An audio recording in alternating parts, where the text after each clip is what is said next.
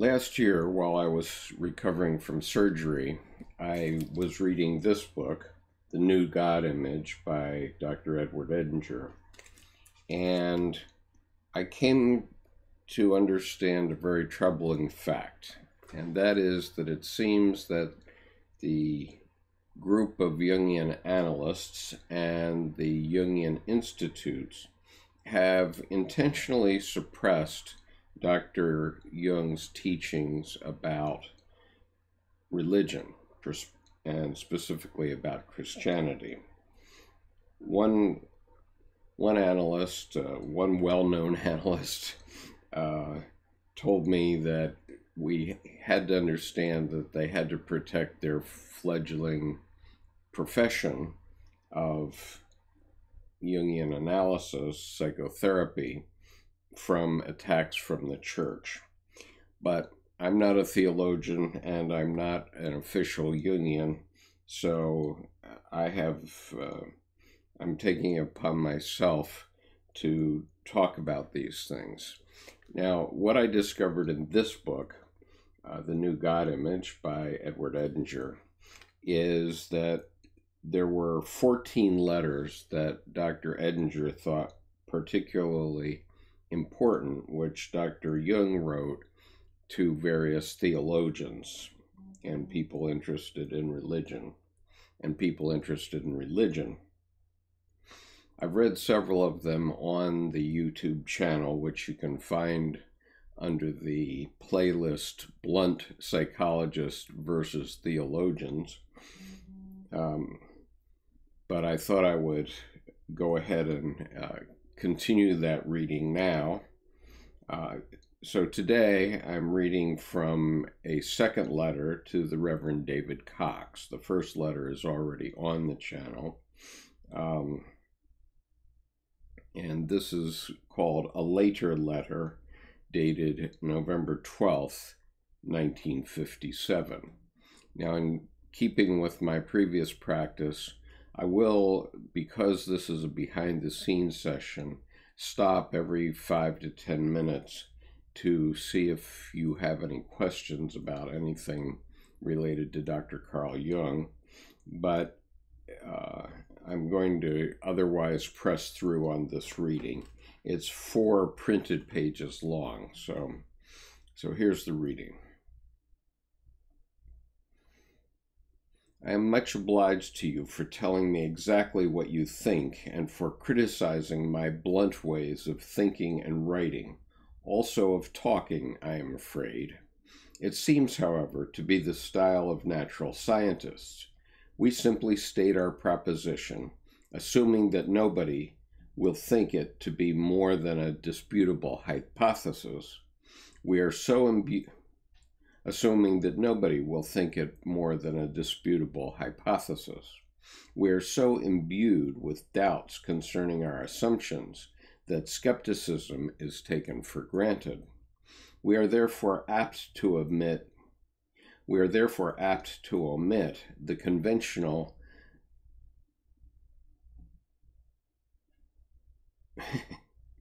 it's a Latin phrase. Let me put it this way.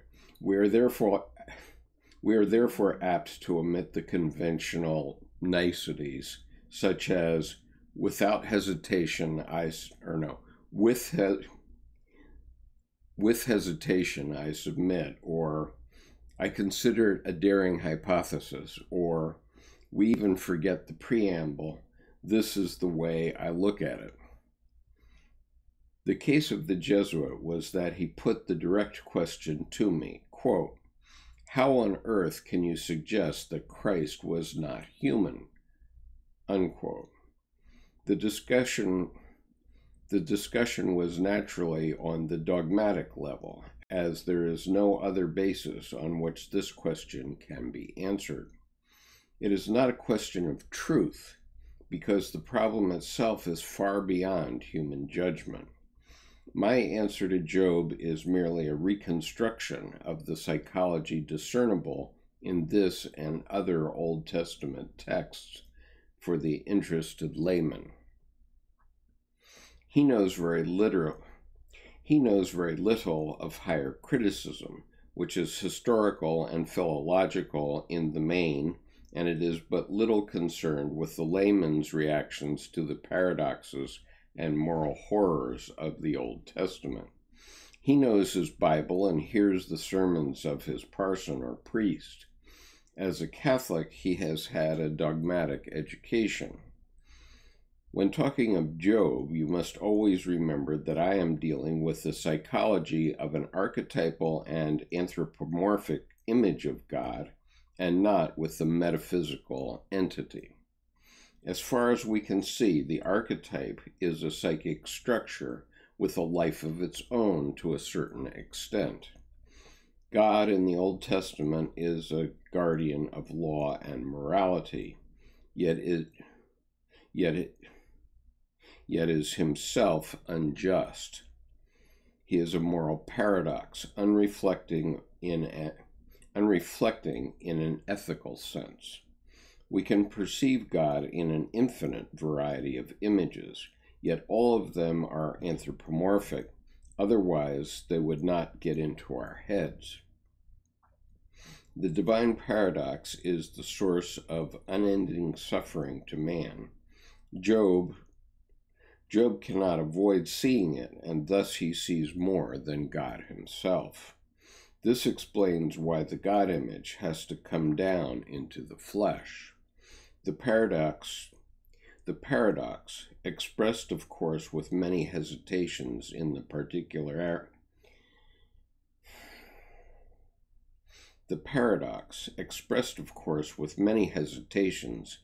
particularities of the myth and in the Catholic dogma, is clearly discernible in the fact that the suffering righteous man is, historically speaking, an erroneous conception, not identical with the suffering God.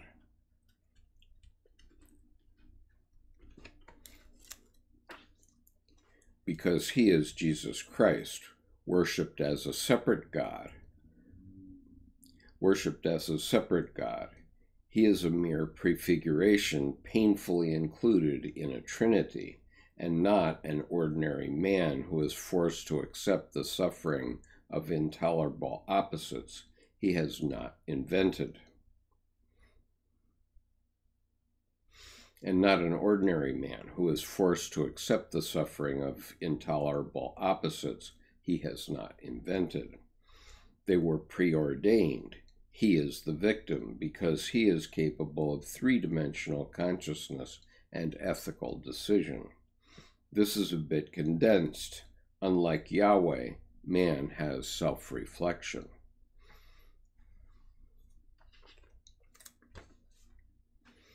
I don't know what Job is supposed to have seen, but it seems possible that he unconsciously anticipated the historical future, namely the evolution of the God image.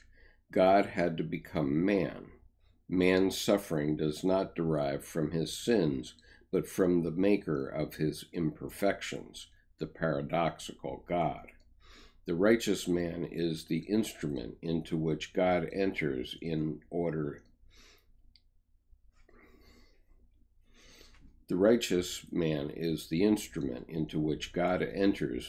to attain self-reflection, and thus consciousness and rebirth as a divine child trusted to the care of adult men.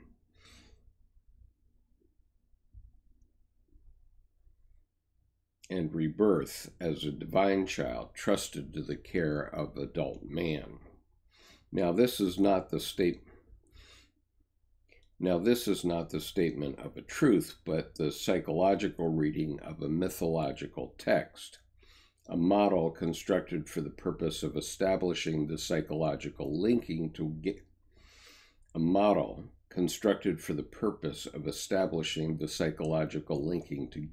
of its contents. My aim is to show what the results are when you apply modern psychology to such a text. My aim is to show what the results are when you apply modern psychology to such a text. Higher criticism and Hebrew philology are obviously superfluous, because it is simply a question of the text which the layman has under his eyes. The Christian religion has not been shaped by higher criticism. The trouble I have with my academic reader is that he cannot see a psychic structure as a relatively autonomous entity, because he is under the illusion that he is dealing with a concept, but in reality it is a living thing. The archetype all have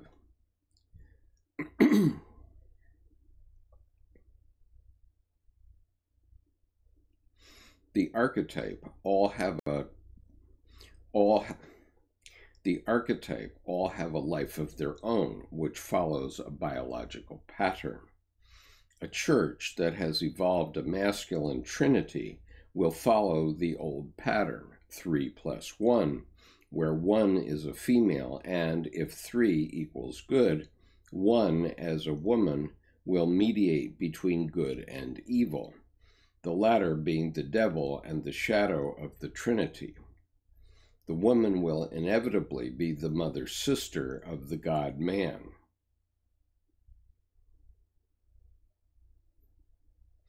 The woman will inevitably be the mother-sister of the Son God, with whom she will be united in thalamo, i.e., in the hieros gamos,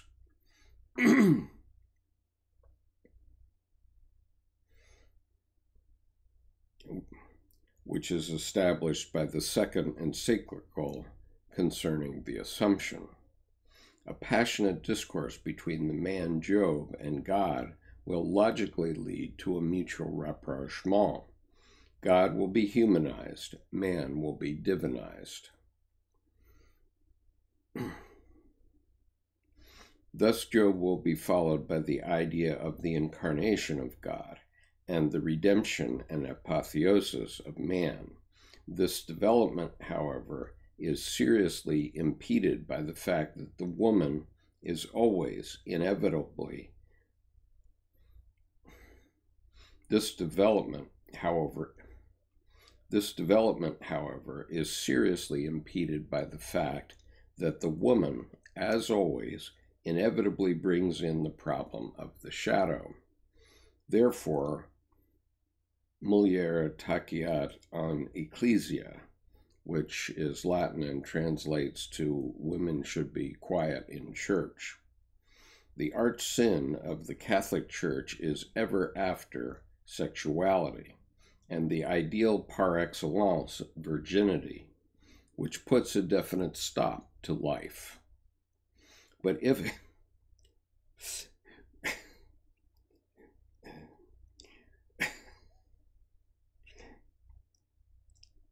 which puts a definite stop to life. Sorry.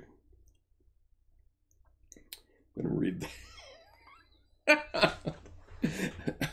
I apologize. Sometimes he cracks me up. Okay, I'm going to read that sentence again if I can without laughing.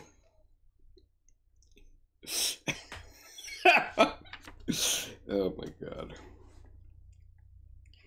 The arch sin of the Catholic Church is ever after. The arch sin of the Catholic Church ever after is sexuality, and the ideal par excellence, virginity, which puts a definite stop to life. But if life should insist on going on, the shadow steps in and sin becomes a serious problem, because the shadow cannot be left to eternal damnation anymore. Consequently, at the end of the first millennium of the Christian eon, as predicted in the Apocalypse, the world was suspected of being created by the devil. The impressive and still living myth of the Holy Grail came to life with its two significant figures of Parsifal.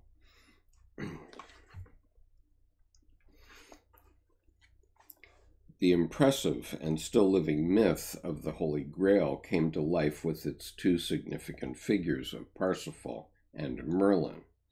At the same time, we observe an extraordinary development of alchemical philosophy with its central figure of the Filius Macrocosmi, the divine son, or the son of the macrocosm, I guess.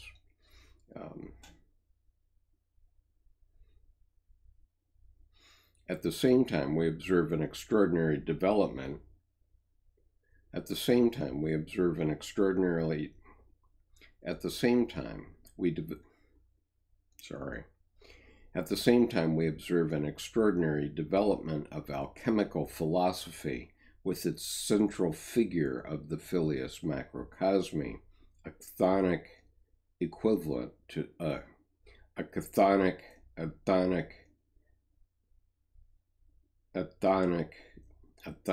equivalent of Christ. This was followed by the great and seemingly incurable schism of the Christian Church, and last but not least by the still greater and more formidable schism of the world towards the end of the second millennium. A psychological reading of the dominant archetypal images reveals a continuous series of psychological transformations depicting the autonomous life of archetypes behind the scenes of consciousness. I'll read that one more time. Thank you for joining me. I don't feel so alone as I read. I'm going to read that sentence again. A psychological reading of the dominant archetypal images reveals a continuous series of psychological transformations depicting the autonomous life of archetypes behind the scenes of consciousness. This hypothesis has been worked out to clarify and make comprehensible our religious history. The treatment of psychological troubles and the inability of my patients to understand theological interpretations and terminology have given me my motive. The necessities of psychotherapy have proved to me the immense importance of a religious attitude, which cannot be achieved without a thorough understanding of religious tradition, just as an individual's troubles cannot be understood and cured without a basic knowledge of their biological antecedents. I have applied to the God image what I have applied to the God image what I have learned from the reconstruction of so many human lives through a knowledge of their unconscious. All this is empirical and may have nothing to do with theology, if theology says so. But if theology should come to the conclusion that its tenets have something to do with the empirical human psyche, I establish a claim. I think that in those circumstances my opinion should be given a hearing. It cannot be argued on the level of metaphysical assertions. It can be criticized only on its own psychological level, regardless of whether it is a psychologically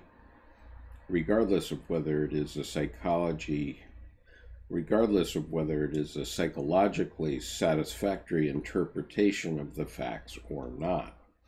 The facts are the documented historical manifestations of the archetype, however erroneous they may be. I have stated my point of view bluntly, for which I must ask your forgiveness, in order to give you a fair chance to see it as clearly as possible. The end of your letter, where you deal with Christ, leaves me with a doubt.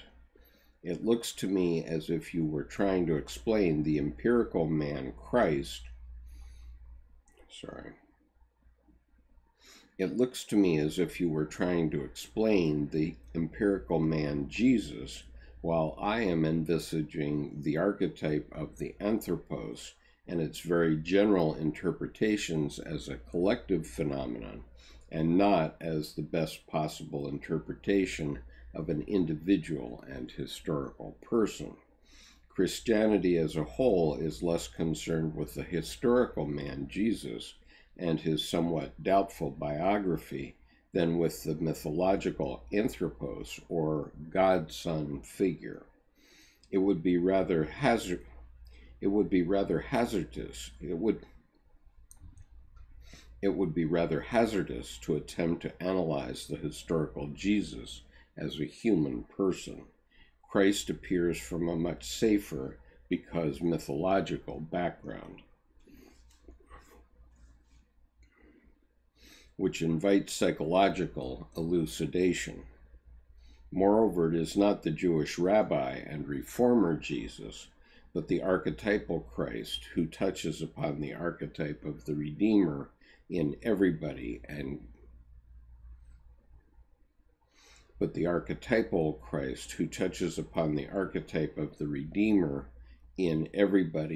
carries conviction.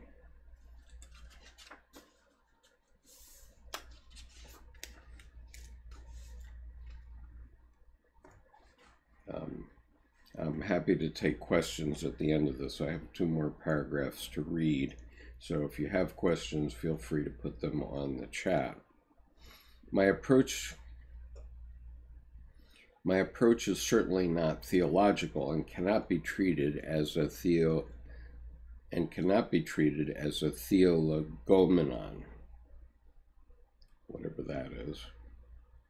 My approach is certainly not theological and cannot be treated as a My approach is certainly not theological and cannot be treated as a theologomenon.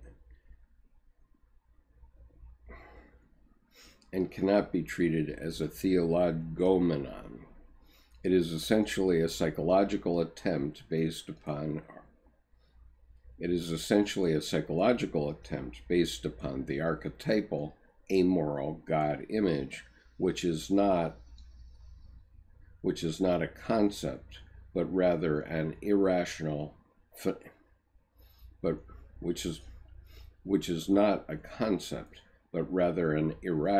and phenomenal experience, an archetype. But insofar as theologians are also concerned with the adult human psyche, perhaps not as much as medical psychology, I am convinced that it would be of advantage to them to become acquainted with the psychological aspects of the Christian religion. I will not conceal the fact that theological thinking is very difficult for me, from which I conclude that psychological thinking must be an equally laborious undertaking for the theologian. This may explain why I inundate you with such a long letter.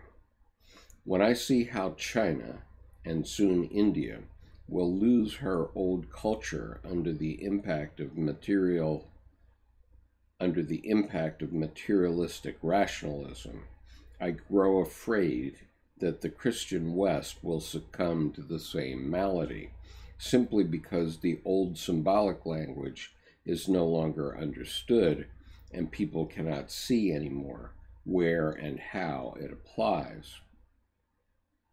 In Catholic countries, anyone leaving the church becomes frankly atheistic.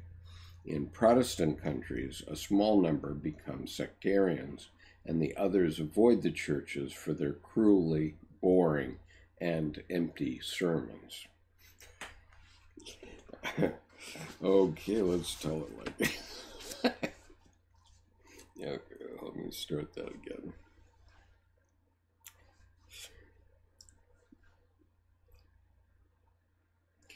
In Protestant countries, a small number become sectarians, and the others avoid the churches for their cruelly boring and empty sermons. Not a few begin to believe in the state, not even knowing that they themselves are the state. The recent broadcasts of the BBC give a good picture of the educated layman's mind with regard to religion. What an understanding, all due to the lack of a psychological standpoint. or so it seems to me. I am sorry that I am apparently a I am sorry that I am apparently a petroscandali, that's a stumbling block. I do not mean to offend. Please accept my apologies for my bluntness. I am sincerely grateful to you for giving me your attention. Faithfully yours, C.G. Jung. So, you can see why the Jungian analyst group was avoiding the religious issues that Dr. Jung brought up in the last 30 years of his life. But it seems to me, as we look at the carnage of the 20th century and the prospective carnage of the 21st century, that we need to start paying attention to what our religions really mean and to what Dr. Jung was saying. I'll continue my reading of these 14 letters on another occasion. You can find several others in the playlist called Blunt Psychology. You can find others in the playlist called Blunt Psychiatrist versus Theologians, which is a playlist on the homepage of this channel.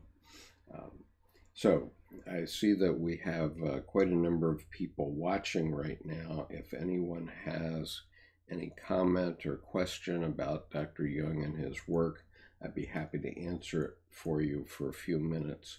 If I don't hear anything in the next 2 or 3 minutes, I'll log off. Hello, Brian.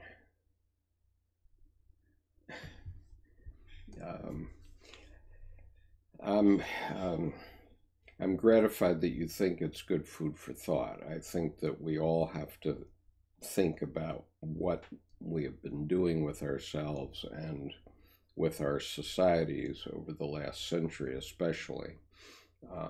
Unfortunately,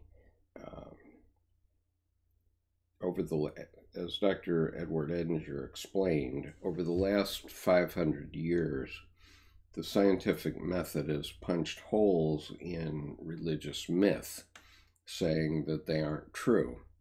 Well, they are true. They're 100% true, but they're true in the psyche. They're not true in the physical world.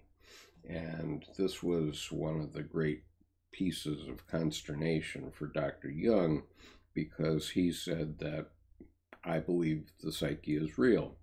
And obviously he's correct, because if you look around your room, you won't see a single thing that didn't emanate from the human psyche, with the exception of potted plants. Even human beings are the result of imagination in the human psyche. We were all twinkles in our Father's eyes at some point in time. Anyway, I really appreciate your comment, and it's nice to see so many people following along. I think I will terminate. Okay, I think I will terminate this behind the scenes, though, and what I do with these things is I edit them down, which is why I sometimes read a sentence multiple times. I edit them down so it's easy to follow, and then you can find them as individual videos on the website. So, and by the website, I mean the YouTube channel. So anyway, Julia Gulia says, I live in a very conservative, Christian-oriented town, although I suppose the whole of America is. I wonder how people lost the idea of symbolism and started taking every story literally. I think, Julia, that pastors, fundamentalist pastors especially, but pastors in the 18th and 19th centuries especially,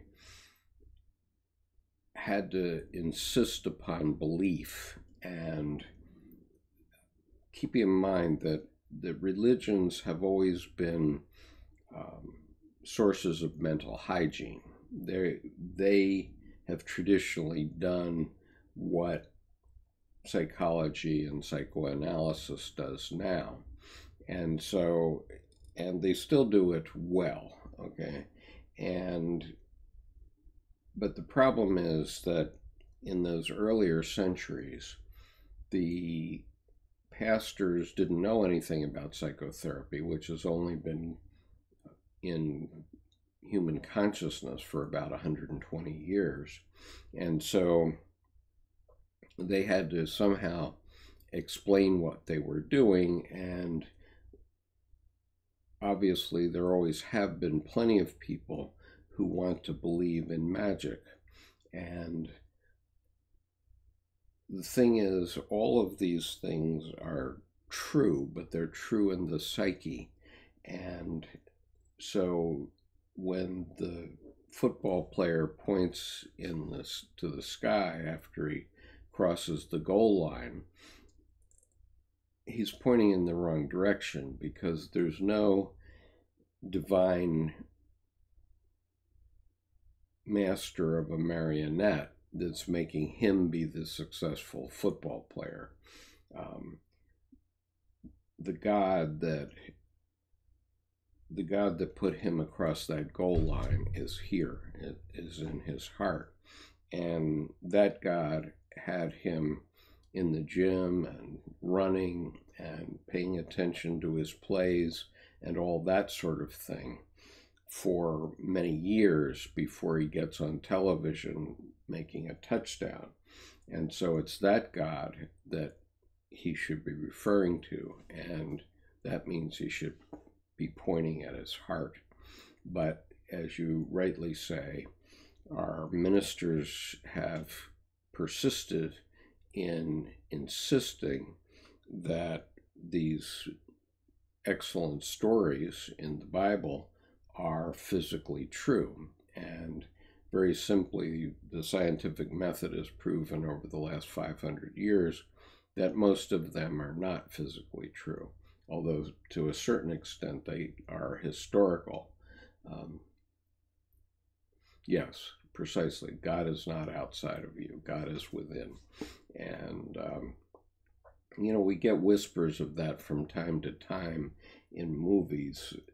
It's now shocking for me to look back and realize that the movie Chariots of Fire is nearly 40 years old. But I recently watched it again because there are a couple of scenes with the runner Eric Liddell, and in a couple of those scenes he repeats twice. How does one find the way to see the race through to its end from within? That happens in one scene. I mean, it makes me emotional to think about it, because it happens in one scene when he's actually running, and it happens in one scene when he's climbing in the hills over Edinburgh with his sister. And Eric Liddell was a Christian missionary in China and was killed by the Japanese. There's a dispute about when he was killed, but he certainly was killed by 1945. And so in that way, it's a sad tale. But in any case, obviously, he felt the will of God within himself. And so, I grew up all my life, spent all my life trying to understand this Christian God as a physical reality, and it never came to me that way. And I even was in the Reformed church that Dr. Jung's father was a pastor of, And I never experienced God that way. And finally, I just lost the habit of going to church, although I do acknowledge that when I went to church, and this is something that I was noting at the time, that when I went to church, afterward I felt better, and I didn't understand why. And the reason why I now know why, is because the rituals and symbols of the church, or any religion for that matter, points you back to the psyche and allows your psyche to understand that you're paying attention. And so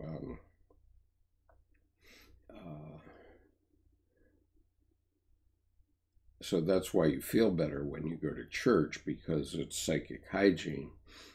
And it's psychic hygiene that's proven itself over thousands of years. And things that don't work in human consciousness don't survive. And so I can give a non-religious example, which is the tarot. The tarot cards. I happen to have a deck. I happen to have a deck, the Science Tarot, that was given to me recently by a friend. And people want to think these things are mystical or magic. And Dr. Jung knew that they weren't, and he did some of his research on these occult practices to take them out of their metaphysical wrappings, because if they're metaphysical, then you can't argue with them. But if you understand them from a psychological point of view, how they work, then they still have value. And so Dr. Jung was not saying that religion should be thrown out with the bathwater, not by any means. He was saying that we need these methods of psychic hygiene that have worked for humans for thousands of years. And actually the tarot cards are part of that too, because basically the way it works is that the tarot reader can say anything at all based on what they see in the cards. I mean, in order to be a decent tarot reader, you at least have to refer to the cards and talk about the cards. But if you talk about the cards, regardless of what you say, they're going to make a connection to the psyche of the person you're reading for. And when that happens, the person will feel some movement in their psyche, good or bad. It's not always good, but this is why, I've often made a boast that I could walk into an auditorium with 1,000 people, throw the tarot cards across the floor of the stage, and do the reading directly off the floor of the stage with no layout.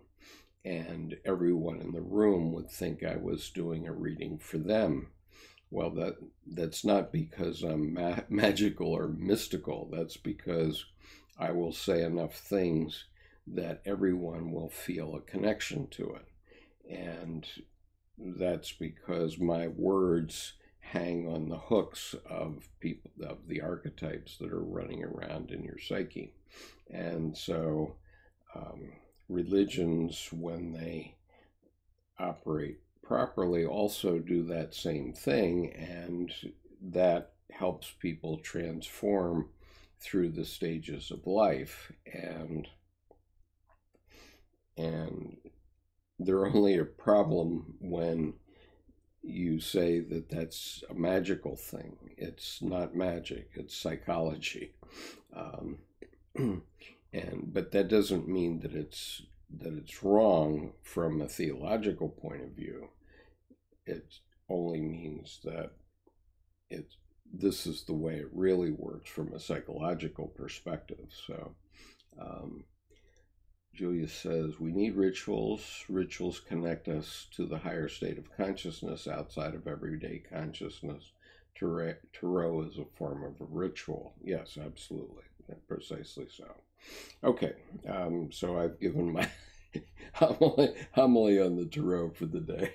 I happen to like it very much, and I end up with a lot of different interesting tarot decks because they are as varied as the human species, actually. And this science tarot that I recently got got some things in it that we don't usually see in the tarot. So, for example, here's the Seven of Swords, and it's called the chaos theory, the Seven of Swords, and the Six of Swords is sailing on the quantum sea. And obviously, quantum mechanics is a big deal for scientists. So, just share that with you for fun. But I did tarot readings both for my wife and for the woman who gave me these cards a couple of weeks back, and both readings were truly profound, and not only for them but for me as well. So anyway, it was fun. So thank you all for coming, and I'm going to look back at my book since I have 12 people online right now. And when I have 12 people physically here, it means that I may have gotten 35 to 50 people at some point in this reading. So I'm going to go back through this book now and see if I can find something else that would be useful to read in a further behind the scenes. I may not come back on, but I might. I have to consider it. Sometimes, as you hear, my voice gets a little gravelly, and so I have to consider whether my voice can handle it, but I will do my best. Anyway, thank you for being here, and I'm going to stop the stream now.